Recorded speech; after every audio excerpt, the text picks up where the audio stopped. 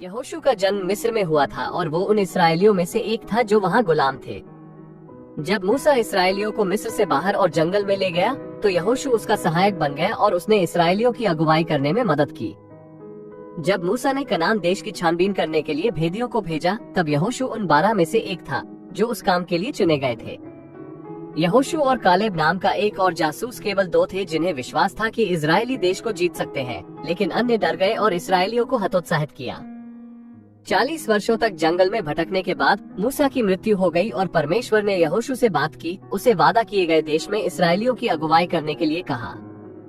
यहोशू ने जानकारी इकट्ठा करने के लिए यरीहो शहर में जासूस भेजे, लेकिन उन्हें खोज लिया गया और उन्हें भागना पड़ा। परमेश्वर की सहायता से यहोशू और इसराइलियों ने यरदन नदी को पार किया और प्रतिज्ञा किए हुए देश में प्रवेश किया। पहला शहर जिसका उन्होंने सामना किया वो यरीहो था, जिसे वे एक चमत्कारिक जीत के माध्यम से जीतने में सक्षम थे।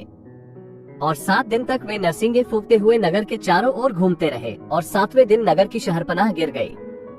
इसराइलियों ने वादा किए गए देश में विभिन्न शहरों और क्षेत्रों को जीतना जारी रखा, लेकिन रास्ते में चुनौतियों और असफलताओं का सामना किया। यहोशू परमेश्वर के प्रति विश्वास योग्य बना रहा और इसराइलियों को उनके लक्ष्य की ओर ले जाता रहा। कई वर्षों के बाद इसराइलियों ने आखिरकार खुद को वादा किए गए देश में स्थापित कर लिया और यहोशू ने इसे इसराइल के गोत्रों के बीच बांट दिया। अपनी मृत्यु से पहले यहोशू ने इसराइलियों को विदाई भाषण दिया और उन्हें परमेश्वर के साथ उनकी वाचा की याद दिलाई। यहोशू की मृत्यु 110 वर्ष की आयु में हुई और उसे उसके पुरखों के देश में मिट्टी दी गई। यहोशू की कहानी परमेश्वर की विश्वास योग्यता और उसकी आज्ञाओं का पालन करने के महत्व को शक्तिशाली रूप से याद दिलाती है, भले ही वे कठिन या असंभव प्रतीत हो।